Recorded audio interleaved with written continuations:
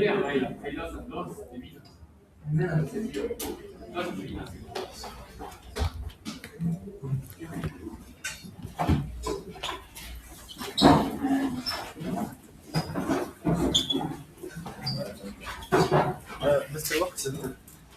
ahí no va a dejar. Buenos días, tomen asiento.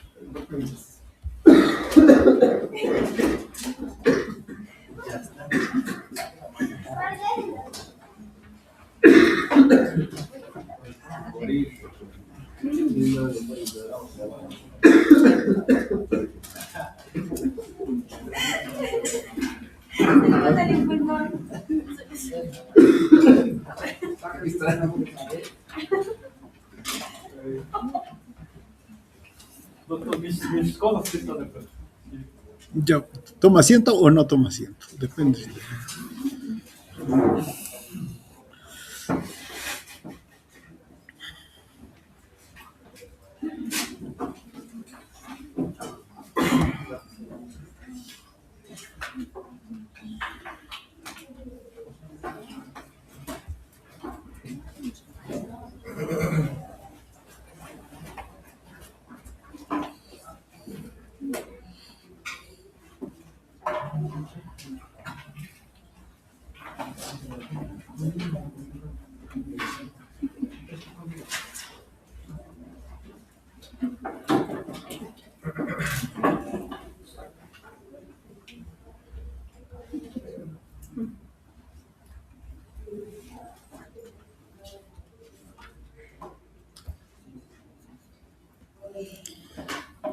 Listo. Muy bien, señoritas, señores. Retomaremos este tema del control del movimiento que nos faltaba. Bueno, las órdenes nacen de los movimientos que nos estamos refiriendo, nacen de la corteza motora. Claro, hay 3 centros ahí, pero la única vía que tienen para salir es la vía córtico medula o espinal, claro, también conocida como vía piramidal, ¿no?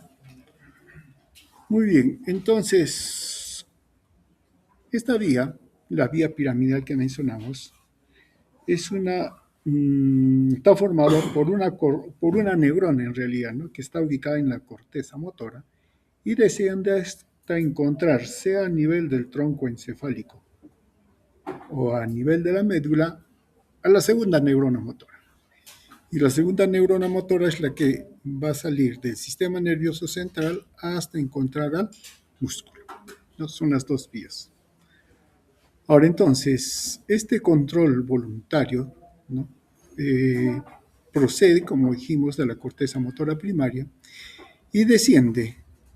Hay varias formas en que se nombra esta vía, la vía piramidal en general, ¿no? Que desciende y que va en busca de la segunda neurona motora. En su origen, se considera que el 30% de las fibras de la vía piramidal está formado por neuronas que proceden de la corteza motora primaria. Un 30% de las áreas motoras premotora y motora suplementaria. Y un 40% corresponde a áreas somatosensitivas. ¿Esto qué significa? La vía piramidal siempre la consideramos como una vía de salida, de descendiente, nada más, ¿no es cierto? Pero resulta que tiene un buen componente de fibras somatosensitivas, sensoriales, o sea que están en sentido inverso. ¿Pero por qué? Porque en todo momento la corteza motora primaria de donde se originan necesita de todas maneras información de cómo se está realizando el movimiento. Y entonces esto ayuda a la modelación del control del movimiento, ¿no? Por eso es necesario. Claro que esto se confunde también con otras vías que son somatosensitivas y que sí también llegan a la vía cortical, ¿no? Como supongo algunas de ustedes se acuerdan. Entonces, ¿es necesario este componente? Sí, pero definitivamente lo que va a manifestarse es la vía motora y si hay una lesión, lo que se interrumpe es la vía motora. Tenemos esta primera vía, ¿no? Si hablamos de la vía motora, le llamamos vía piramidal o corticoespinal, pero debemos hacer ciertas precisiones. La vía piramidal sí es la vía motora, ahí nadie va a decir nada. Pero resulta que la vía piramidal tiene algunos componentes que los vamos a ir señalando por fines de precisar. Una de ellas es la vía córtico-espinal, que es la que comúnmente decimos vía piramidal o corticoespinal, así todo, ¿no? Esta vía en realidad es una vía que va desde la corteza hasta la médula, ¿no? Ahora bien, pero cuando desciende, pasa por la cápsula interna, el mesencéfalo, protuberancia, bulbo, y en el bulbo más que en el bulbo, en el tronco encefálico va a cruzar una parte en busca de los núcleos motores a nivel del tronco encefálico. Este conjunto de fibras se denomina como tracto córtico-bulbar o córtico-nuclear, para distinguirlo del que sí baja hasta la médula espinal, que es el tracto córtico-espinal. O sea que aquí hay como dos componentes, ¿no? Ahora bien, el tracto córtico-espinal desciende, en su mayoría cruza hacia el lado contrario a nivel del bulbo y desciende cruzado, ¿no es cierto? Y hay otra que va de manera directa. Es cierto, los dos tienen ubicaciones diferentes, una ya está cruzada, mientras que la otra desciende de manera directa. Pero cuando va a hacer conexión con la segunda neurona motora en el lado que le o en el nivel que le corresponde, cruza también. Al final, entonces, sea por el tracto córtico-espinal lateral o por el córtico-espinal anterior, al final es cruzada. La mayoría a nivel del bulbo, pero la otra lo va a hacer dependiendo del nivel en el cual va a conectarse con la segunda neurona motora. Entonces tenemos la vía córtico-espinal anterior y córtico-espinal lateral. ¿De qué vía estamos hablando? De la córtico-espinal o tracto córtico-espinal. No, controla movimientos voluntarios, es motora y consciente, ahí no hay mucho problema, ¿no? Como mencionamos, la vía córtico-espinal anterior, inerva principalmente musculatura axial y proximal. Si hay una, ¿qué les digo? Una precisión, ¿no? Si bien es cierto, también se cruza hacia el otro lado, pero está más que todo involucrada en inervar musculatura axial y proximal, ¿no? Esa es la vía córtico-nuclear. Esta vía córtico-nuclear desciende y cruza hacia el lado contrario y busca los núcleos motores del cuarto, quinto, sexto, noveno, décimo primero y décimo segundo pares craneales. ¿Se acuerdan qué músculos inervan? Ya sería la segunda motora que se origina en estos núcleos. ¿Qué inerva? El cuarto par craneal. Quinto par craneal. Sexto par craneal. Noveno par craneal. Eso sí tienen que acordarse de su anatomía. Pero hay un tercer componente, un componente que también se origina en la corteza y baja también de igual manera, pero no llega ni a los núcleos del tronco encefálico ni tampoco a la médula espinal, y es el tracto córtico-pontocerebeloso. También se origina, desciende, cruza hacia el otro lado y por el pedúnculo cerebeloso medio cruza hacia el cerebelo, al lado contrario del hemisferio. Esta vía llega al cerebelo y a través de la vía cerebelo cerebelo, pero como nace del núcleo dentado, entonces dento, rubro talámica, llega a la corteza nuevamente.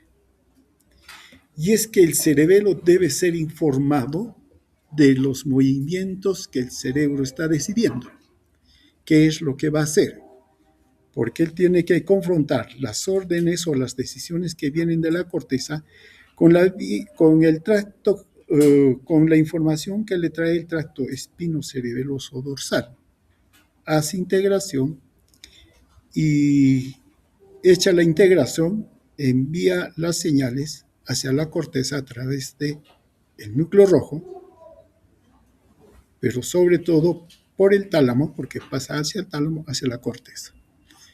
De esa manera, entonces, la corteza también gradúa cómo va a hacer su movimiento, pero lo más importante es que el cerebelo es el que ya interviene para modular y controlar ese movimiento que la corteza está haciendo.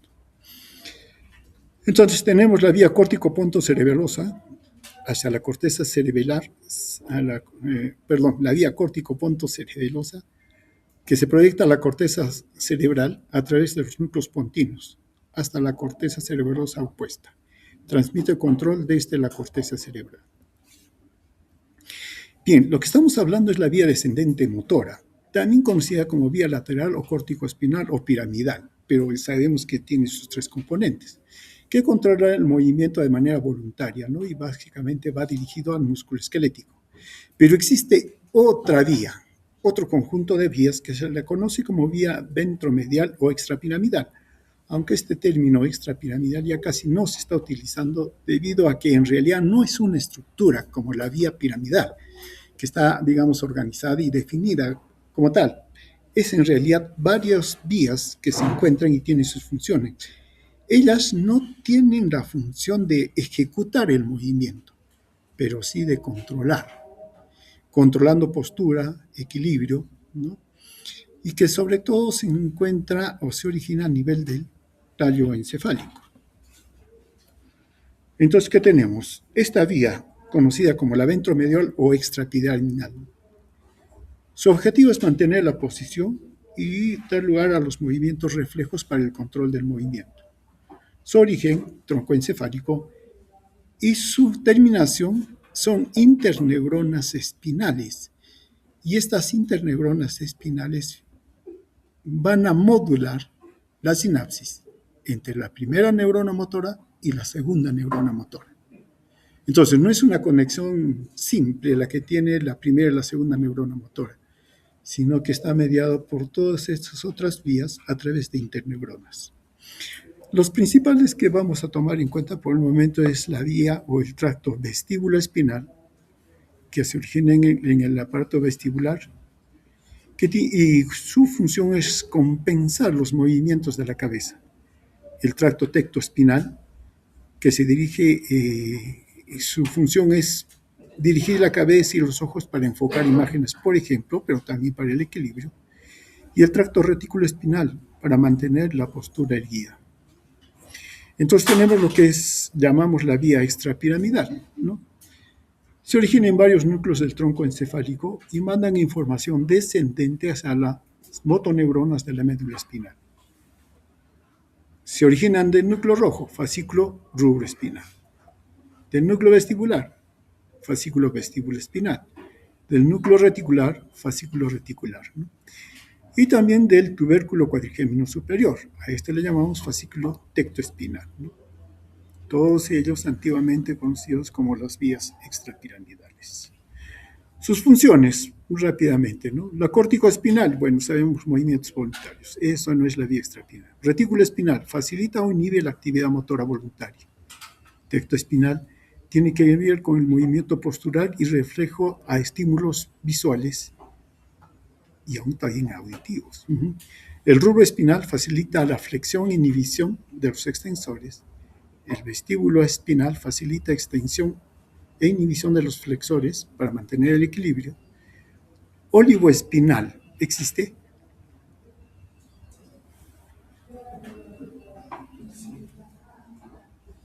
Y bueno, también hay fibras autónomas para el control visceral, que estas no nos vamos a ocupar de ellas. En cuanto al el fascículo retículo espinal, vulvar y medular. Cuando hablamos del sistema reticular, hablamos de un entramado que se encuentra a lo largo del tronco encefálico y aún en la médula. Hace conexiones, ¿no? Es una red, algo así como de base, que tiene y recibe conexiones colaterales de todas las vías que suben y que bajan. Usted está recibiendo. Ahora, el sistema reticular estar dividido en la parte ascendente y la parte descendente. La ascendente, ¿qué cosa hace? ¿Qué cosa hace? Ya lo hicimos, ya lo dijimos. Activa corteza cerebral. Es la que activa. Ahora, pero eso está sobre todo, es la parte de la protuberancia y el mesencéfalo. Pero la parte que está hacia abajo, la parte vulvar y medular, es la descendente. Ella no tiene que ver con la activación de la corteza, pero sí tiene que ver con la regulación de la postura, la locomoción y el tono muscular axial y proximal. O sea, de esta parte. Eso es lo que tiene que ser esta vía reticuloespinal descendente, ¿no? Facilita o inhibe los movimientos voluntarios o la actividad refleja. Es motora, cierto, pero es inconsciente. La tectoespinal. Si decimos tectoespinal, ¿de dónde se está originando?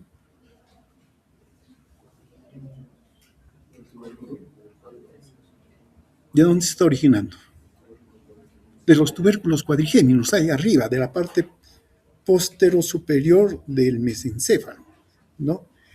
Tiene que ver con los movimientos posturales reflejos en respuesta a estímulos visuales. Es motora, cierto, inconsciente. Media, movimientos reflejos de orientación de la cabeza, el cuello y los ojos, en respuesta a estímulos visuales, auditivos y somatosensoriales repentinos. Si por alguna razón perdemos el equilibrio, ¿qué hacemos? Rápidamente movemos la cabeza, todo y con los ojos buscamos un punto de referencia. Eso sirve para que, teniendo ese punto de referencia, nosotros hagamos una reacción y ponemos las manos. Si me voy por este lado, haré esto, ¿no? Entonces, estos reflejos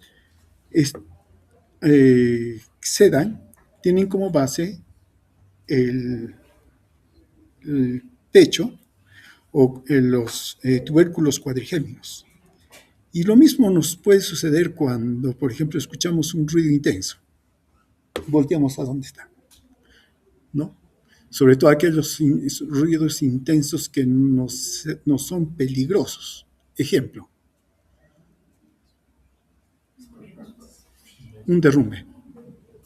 Por naturaleza, el derrumbe tiene su sonido y volteamos a ver dónde está para salir luego corriendo.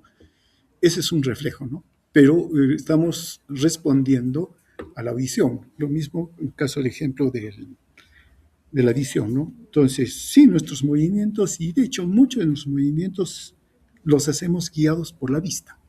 Entonces hay conexión. Y queremos ver si la persona tiene algún problema, decimos, cierre los ojos.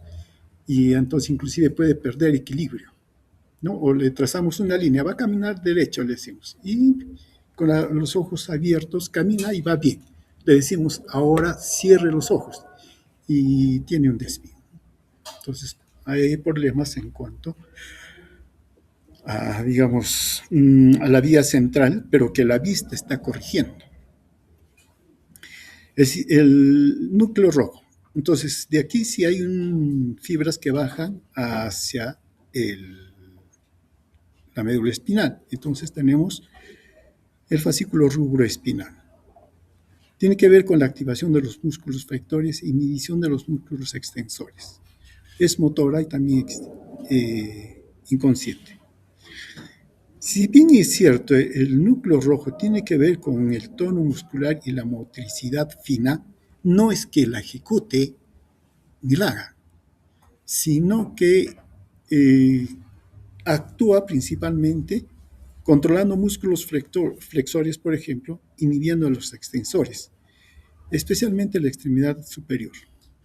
Tiene que ver con el movimiento sobre todo de la cintura escapular. Si se quiere hacer este movimiento, o sea, la cintura escapular tiene que vencer la extensión, uno. Y dos, darle el soporte para que el brazo, la mano pueda moverse y desarrollar su movimiento fino. Entonces, alguien tiene que controlar esto. Y esto sobre todo lo hace el núcleo rojo.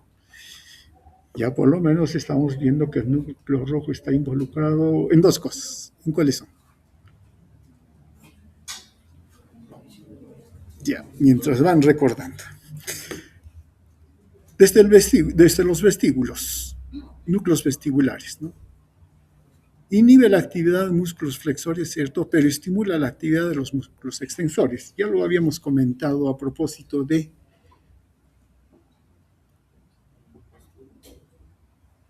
la postura. Había una patología.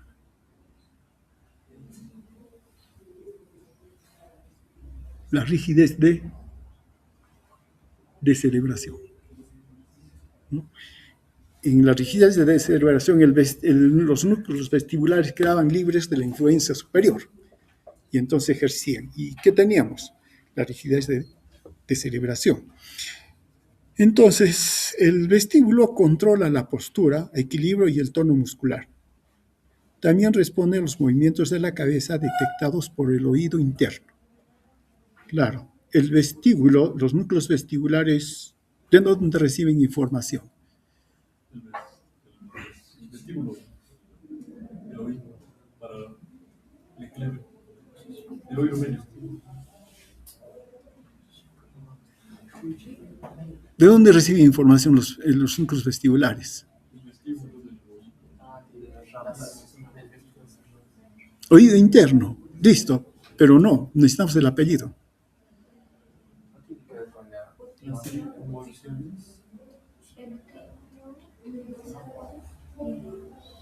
Utrículo sacro. Ya, eso da lugar a la rama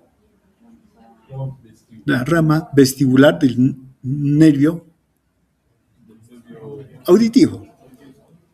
Pero en esa rama no tiene que ver con la audición, porque la rama que tiene que ver con la audición es la rama coclear. Claro, la sacamos, nos quedamos con la parte vestibular y eso es de lo que estamos hablando, ¿no? Llega a los núcleos vestibulares y tiene una vía ascendente hacia la corteza. No. ¿Hacia dónde va? Cerebelo. Pero también hay una vía descendente vestíbulo espinal, que es la que estamos hablando ahora. No. Facilita los músculos extensores antigravitatorios, ajusta la posición del cuerpo para mantener la estabilidad y evitar las caídas, ¿no? Bien, entonces, ¿qué tenemos? Miren, tenemos el fascículo retículo espinal, texto espinal, vestíbulo espinal, ¿no? El fascículo rubro espinal, y etcétera, ¿no? Bueno, eso no hay, ya lo mencionamos. Haciendo un detalle con respecto a los vestíbulos. El oído interno, ¿no? La parte vestibular, o el laberinto, también que se le llama membranoso, aparte digamos, de la cóclea, está el utrículo y el sacro. Ellos sí tienen que ver con el equilibrio, pero con el equilibrio estático de la cabeza.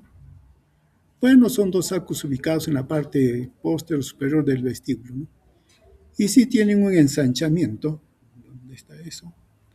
¿No? Llamado la mácula, y contiene células pilosas sobre las cuales se encuentran pequeñas formaciones, los otolitos o estatoconias, que se le llaman, ¿no?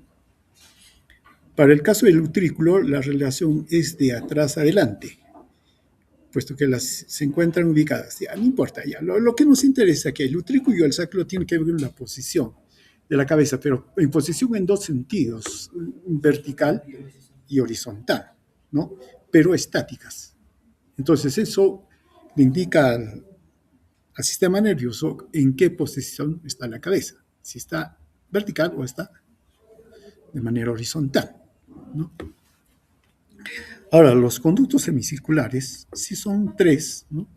Los superiores, anteriores, paralelos al plano sagital, posteriores paralelos al plano frontal y los laterales paralelos al plano transversal. En buena cuenta, están orientados en las tres dimensiones del espacio, ¿no? Entonces, ellos sí informan sobre el movimiento de la cabeza, entonces informan sobre la posición dinámica, el cambio, el movimiento. En cualquier forma, en cualquier dirección que nos movamos, entonces uno o más de los conductos semicirculares van a ser estimulados. Y eso da orientación hacia dónde se está moviendo la cabeza. Arriba, abajo, a la derecha, izquierda, etc. Cualquiera que sea la combinación. Entonces ubica el movimiento que está haciendo la cabeza, pero solo en forma de la cabeza. Y eso lo envía al cerebro. Ahora, la información que sale de los núcleos vestibulares, claro, va hacia la vía cerebelo-occipital, pero también va hacia otros lugares. Por ejemplo, va a la corteza cerebral, pero a través del tálamo. No es directo, por un lado. Y por otro lado, también va a los núcleos motores oculares. Motor ocular común, trocar y el abducen. También tienen conexiones, ¿no? Es que, vuelvo a repetir, la visión para nosotros es muy importante, inclusive para el movimiento, pero se entiende que el movimiento debía ser ejecutado, claro, hay movimientos finos que los hacemos y así necesitamos mirar, como cuando escribimos, ¿no? Entonces se necesita, pero hay movimientos que sí necesariamente tendríamos que mantenerlos, pero la vista, si no están bien, los corrige y podemos andar, ¿no? Y también los núcleos vestibulares tienen una vía descendente, el tracto vestíbulo espinal, que es el que estamos mencionando. Eso con la vía extrapiramidal y su origen. Pero hay otros ganglios, los ganglios basales, que tienen que ver con el movimiento. La red entre ellos es bien extensa, algunas son bien claras, ¿no? Que se conocen, ¿no? Y inclusive su función se describe, pero también resulta difícil porque el entramado que ellas sostienen es mucho más complejo, porque también participan en movimientos más complejos. Aún así, los ganglios basales están involucrados en planificar y controlar los movimientos complejos. Ellos tienen patrones de movimientos en su secuencia, en su dirección, y también participa en procesos cognitivos, como el núcleo caudado. Él aprende, ¿no? Y sirve. Y todo eso está, digamos, planificado para el logro de los objetivos motores.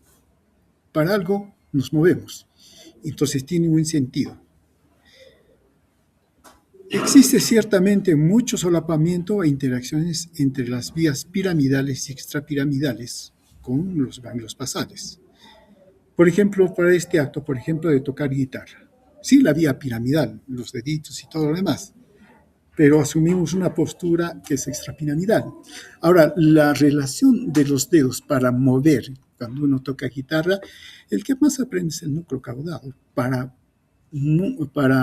diseñar esos engramas que se produzcan, que son movimientos finos, aprendidos. Claro, no todos sabemos tocar guitarra, solo algunos. Entonces, ellos desarrollan este tipo de conexiones y el núcleo caudado es uno de los que aprende en ese sentido, ¿no?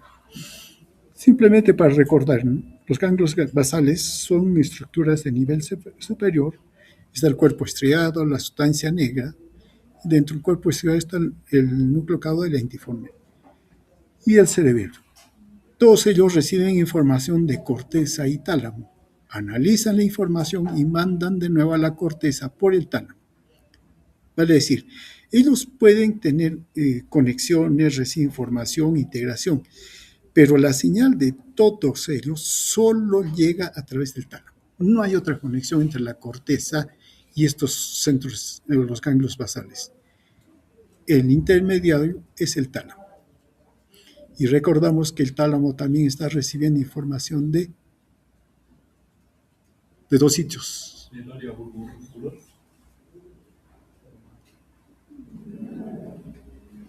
Todo lo que es sensibilidad está recibiendo.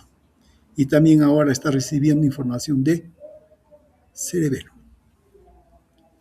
Está recibiendo toda esa información y el tálamo se proyecta a la corteza. Bueno, acá hay varios. Bueno, más que. Esta no es una relación, digamos, estructurada con algún sentido, sino que lo que trata de decir aquí es que todos estos centros se conectan a través de los neurotransmisores. Entonces, si un neurotransmisor falla, entonces estas conexiones también van a fallar. Y ahí es donde tenemos problemas de movimiento. Más al final vamos a ver algunos tipos de movimientos donde sí están comprometidos estas estructuras, pero se está viendo que mucho tiene que ver estas conexiones a través de los neurotransmisores. Los ganglios basales y el cerebelo no conectan directamente con la médula, sino controlan a los centros que llevan información descendente, a la corteza motora, a los núcleos del tallo encefálico, de los que hemos mencionado, ¿no? Aquí tenemos, ¿qué tenemos? La corteza motora primaria, el fascículo piramidal que mencionamos. Acá está el cerebelo, el tálamo, acá están los ganglios basales. Los ganglios basales se dirigen a la corteza a través del tálamo, ¿no? O a través de núcleos del tallo encefálico, ¿no? Por diferentes vías, y son las que descienden para este nivel. El cerebelo, que es otro órgano que tiene que controlar el movimiento. El cerebelo, su función es comparar el proyecto motor, ¿no?, del área premotora con el movimiento realizado. Por lo tanto, tiene que recibir información propioceptiva. Si hay un error, manda de nuevo la orden para corregir a la corteza motora y también al tallo encefálico, ¿no? Podemos hacer esta prueba. Simplemente cierran los ojos y tóquense la punta de la nariz. Si lo hacen bien, su cerebelo está bien. Pero si la persona hiciera esto, o se pasa, ¿no?, o hace esto y corrige, claro, está haciendo correcciones. Allí hay problemas cerebelosos. Las lesiones del cerebeloso producen dismetrías, que eso se llama, ¿no? Ahora bien, el cerebelo recibe impulsos de intento de iniciar el movimiento voluntario, ¿no?, de contraer el músculo esquelético, desde la corteza cerebral, a través de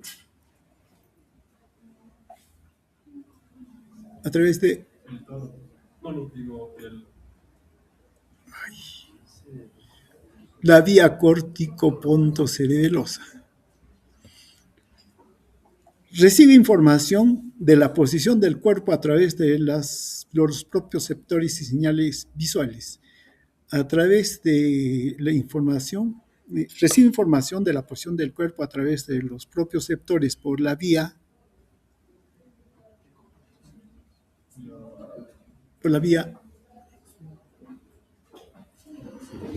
espinocerebelosa. Y hay dos vías espinocerebelosas, la directa y la cruzada. Gowers y ¿cuál es el otro? Fleischmann, creo, ¿no? Claro. Ya me estoy olvidando, como ustedes. ¿Qué más recibe? Recibe información del corte cerebral, ¿no? Compara las órdenes de la corteza con la posición de los músculos, integra la información y ajusta las contracciones. Esto para llevar a cabo el movimiento, enviando la información al corte cerebral. El cerebro da la orden, el cerebro la modula y la ajusta. Bueno, acá tenemos el cerebro. ¿Se acuerdan de él, no es cierto? Sí, listo, ya su vermis, sus hemisferios cerebrales, todo está. La vía anatómica no hay problema. Pero en lo que nos corresponde, resulta que el cerebro es un órgano que ha ido evolucionando a lo largo del desarrollo, digamos, que hemos tenido y también de las capacidades motoras que hemos ido obteniendo. Entonces, hay una parte del cerebro que es antigua y por lo tanto se le llama arquicerebelo o vestíbulo cerebelo. Ya ese otro nombre les da información. ¿De dónde recibe información el arquicerebelo?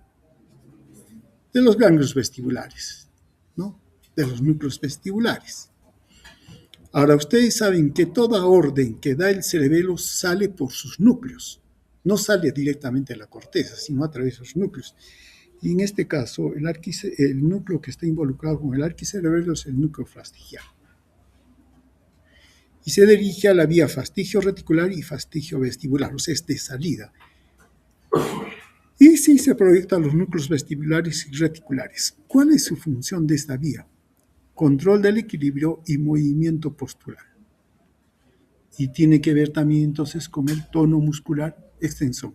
Por eso trabaja con los ganglios vestibulares. El otro componente es el paleocerebelo, y es posterior o espinocerebelo. Ya, si dice espinocerebelo, ¿tendrá que ver con la médula espinal? Yo creo que sí.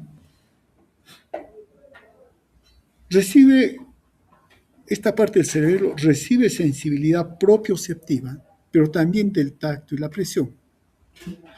A través de la vía espinocerebelosa recibe información del cuerpo, cúneo cerebelosa, brazo, cuerpo, núcleo sensitivo del quinto par corneal de la cabeza, núcleos reticulares y olivares. Acá sí hay una vía olivo-cerebelar. ¿Dónde está la oliva? Lateral A nivel del bulbo. del bulbo. Listo. Va a la corteza y todo lo demás, y los núcleos que están involucrados del cerebelo es el núcleo fastigial, el núcleo interpósito, formado por el globoso y el emboliforme, y sale a través de la vía globoso emboliforme rubral. Si dice rubral, ¿a dónde va? Al núcleo rojo, ¿no? Entonces, va hacia el núcleo central reticular vía retícula espinal, hacia el núcleo rojo, tracto tegmental central, y a la oliva, y al tálamo, que se proyecta a la corteza motora primaria. Su función, hace sinergismo muscular, tiene que ver con el tono muscular. Modifica y refina la descarga de impulsos nerviosos de los núcleos centrales, y esto compara control por retroalimentación de los movimientos distales, de la mano, por ejemplo. Y finalmente, el neocerebelo o pontocerebelo. Esta, por su función, está conectado con la corteza cerebral, sobre todo por la corteza frontal, pero también parietal, temporal y aún occipital, ¿no? A través del tracto córtico-póntico, movimientos volitivos por azar y ejecución, es lo que hemos mencionado, ¿no? Pero también a través de fibras tectocerebelosas, visuales y auditivas, y del núcleo olivar inferior. Si hay núcleo olivar inferior, debe haber núcleo olivar superior. ¿De cuál estamos hablando? ¿Del inferior o del superior? Del inferior. ¿Y el superior qué hará? Vía auditiva. Después lo veremos. El núcleo involucrado, el núcleo dentado, sale a través de la vía dentotalámica. Sí sale al núcleo rojo, como habíamos dicho, pero también luego sigue al tálamo, a la corteza motora primaria. Ya como llega al núcleo rojo, el núcleo rojo ya puede entonces, de hecho interviene en los movimientos, ¿no?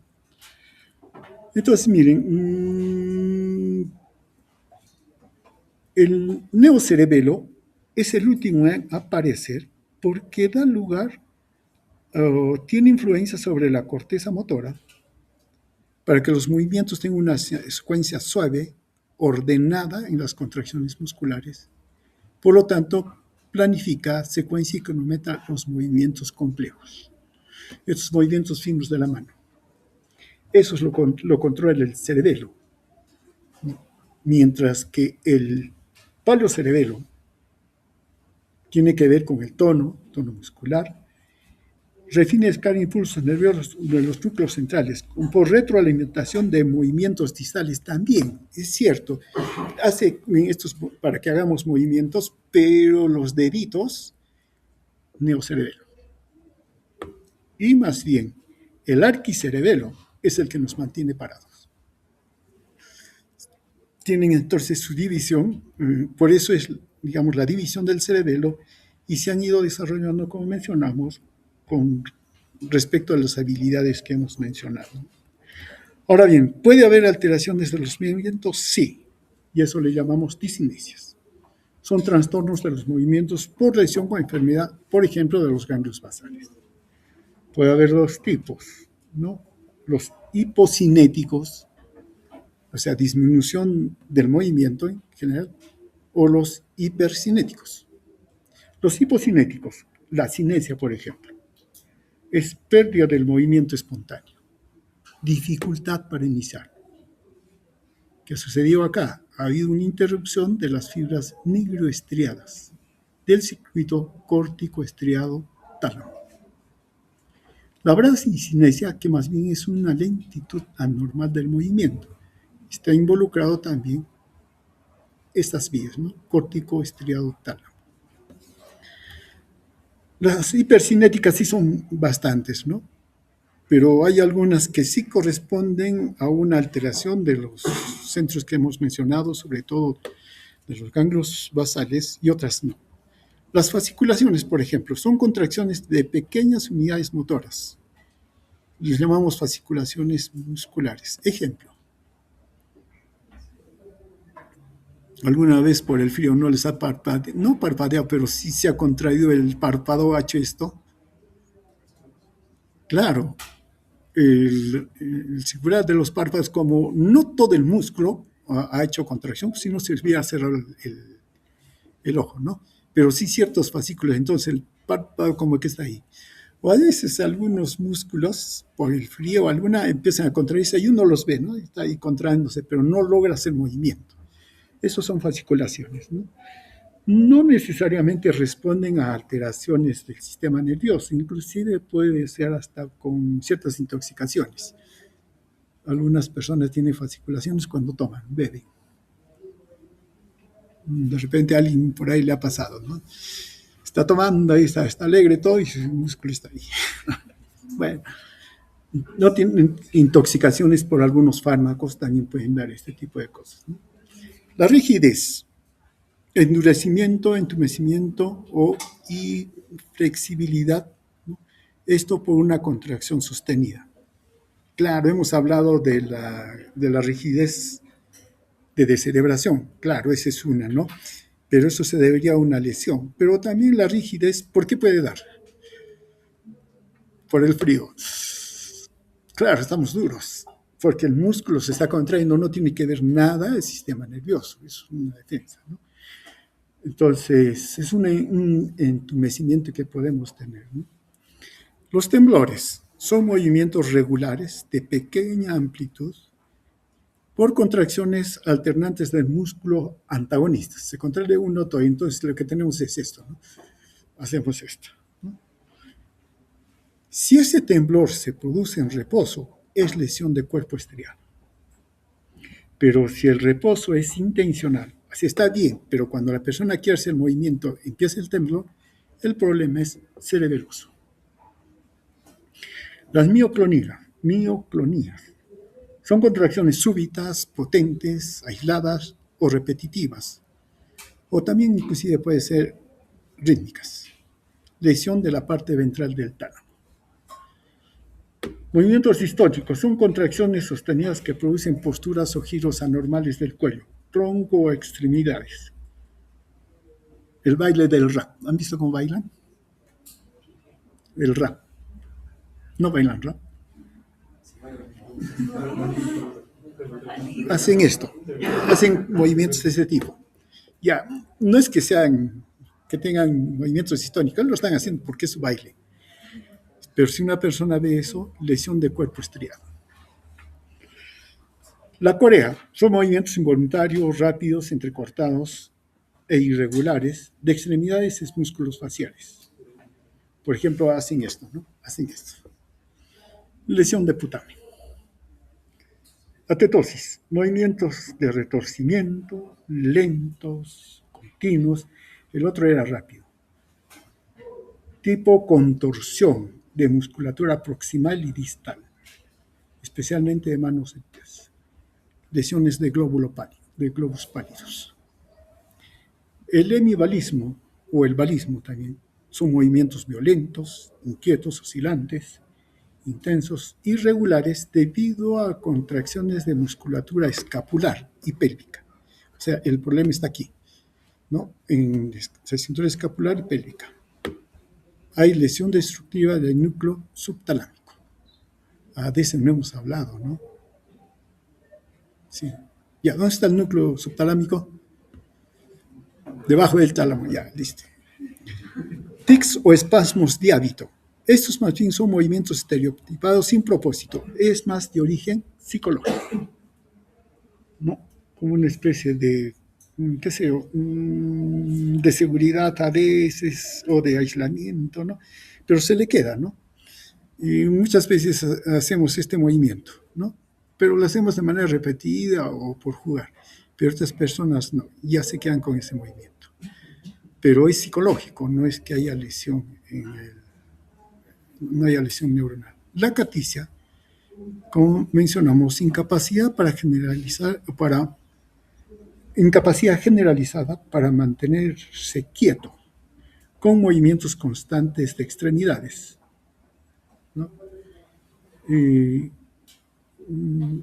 ¿Han visto a esos niños que están sentados, pero no están quietos, le están molestando al otro niño, están agarrando las cosas y ese tipo de cosas? Esa es una caticia, ¿no? Es una discinesia tardicia. Lo puede causar algunos fármacos como los fenotiazidas también, y puede presentarse también en adultos mayores, ¿no? Claro que en caso del niño hay que distinguirlo de hipermotilidad. Hay que saber distinguir, ¿no? La caticia y la hipermotilidad. Muy bien, entonces, en el control del movimiento se pueden manifestar también alteraciones dependiendo si la lesión está en el síndrome está en la vía piramidal, ¿no? Esto significa primera neurona motora, o la lesión se encuentra en la segunda neurona motora. Claro, de ella no hemos hablado, ¿no? Pero, aunque sí hemos hablado cuando hablamos control de movimiento, ¿no? Cuando hablamos la primera clase. ¿Cuántos tipos de neuronas motoras hay? ¿Cuántas? ¿Tres? Dos alfa y gamma. Claro, las motoras alfa y gamma, no hay más que dos. Pero ¿cuál es la que estimula la contracción? ¿La gamma o la alfa? ¿Y quién da información? No, mejor dicho, permite dar información, porque también contrae. ¿La gamma o la alfa? Yo ya me olvidé. Ya, listo. Pero estamos hablando que hay una segunda neurona motora que ya recibió la orden de la primera neurona, se hizo todos los ajustes a través de interneuronas que sí conectan con la vía extrapiramidal y todo lo demás y sale. Muy bien, si se lesiona una de ellas, el tipo de parálisis va a ser diferente. Por ejemplo, si hay lesión de primera neurona motora, el tono aumenta. ¿Por qué? No hay inhibición de la segunda neurona motora. ¿Por qué? El tono está aumentado por lesión de la primera neurona motora. La primera neurona motora, ¿cuál es? La que está en el sistema nervioso central. La córtico espinal. Listo, muy bien. Pero ¿por qué cuando esa neurona se corta, en el músculo hay aumento del tono? Pero porque ya no hay inhibición, pues, de la segunda neurona motora. Y ya no hay inhibición. Eso significa que a la segunda neurona motora la están estimulando. ¿Quién le estimula?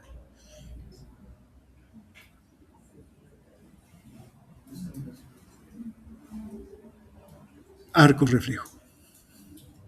Es el que está estimulando. Eso significa qué tipo de fibras.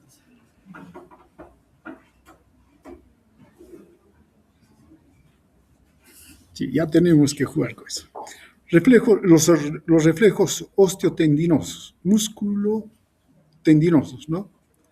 Que hacemos esto y hace la patadita. Cuando es la lesión central, están exaltados. ¿Por qué?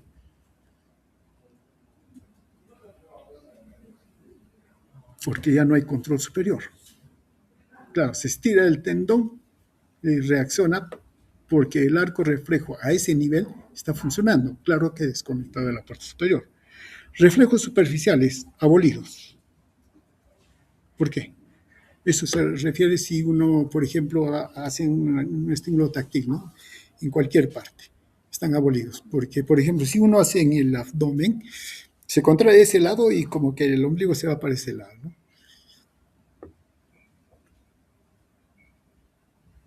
Clonus. Presente. ¿Qué es un clonus? Contracciones musculares, pero sin sentido, ¿no? Y pocas están presentes. ¿Por qué? Por la misma razón. El estímulo de esta vía refleja a nivel, el estímulo está sucediéndose y eso hace que se estimule y contraiga, ¿no? Pero no tiene organización. Reflejos patológicos están presentes, hay varios tipos, y la atrofia es discreta por desuso. Cuando es de segunda neurona, el tono disminuido. ¿Por qué? El arco reflejo no existe. Porque si es la segunda neurona motora la que está destruido, ya murió la motoneurona, ya no inerva el músculo se cae. Reflejos osteotendinosos disminuidos, abolidos por la misma razón. Reflejos superficiales abolidos. El clonus ausente, es que no hay quien haga esto, quien ordene. Reflejos patológicos ausentes. Atrofia intensa. O sea, ya no hay. Todo músculo que pierde inervación se atrofia.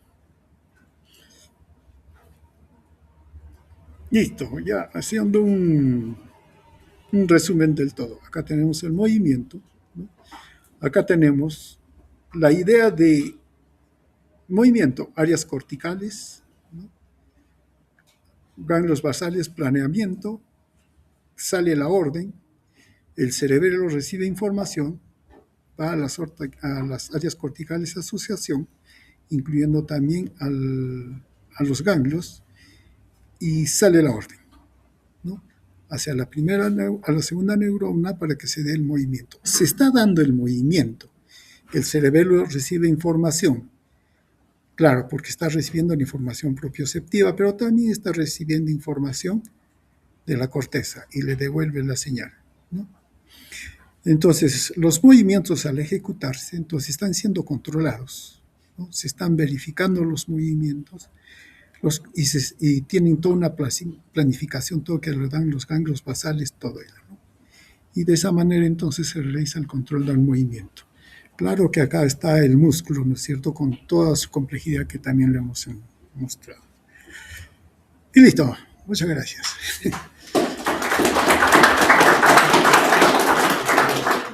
Traten de enfocar esta figura. Claro, les va a producir mareos. Claro. Claro, uno trata de enfocar, es como que estuviera viendo doble y trata de enfocar. Sí,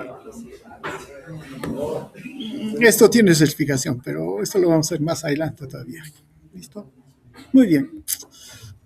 ¿Alguna pregunta? ¿Algo que acotar? Ay, listo, entonces. Que se mareen.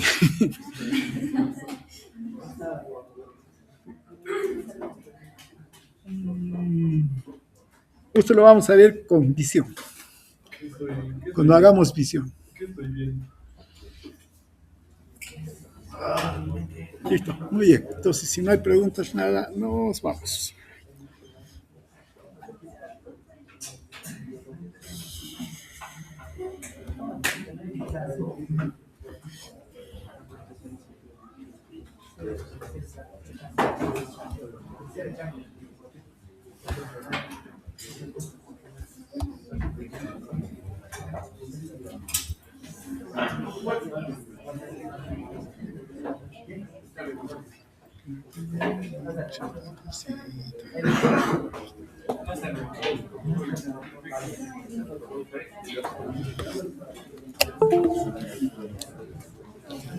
Muy bien, ahora sí, los inmunólogos, no, fisiología, ¿no? Sus informes.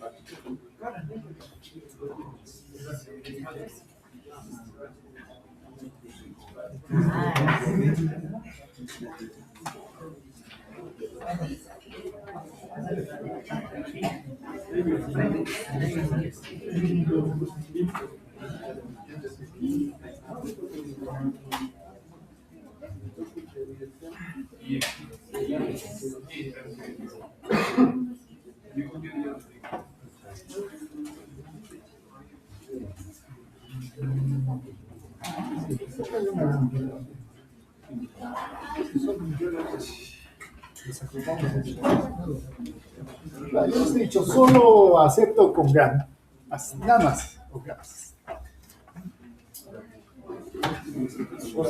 Ya me alcanza, que estoy en la oficina.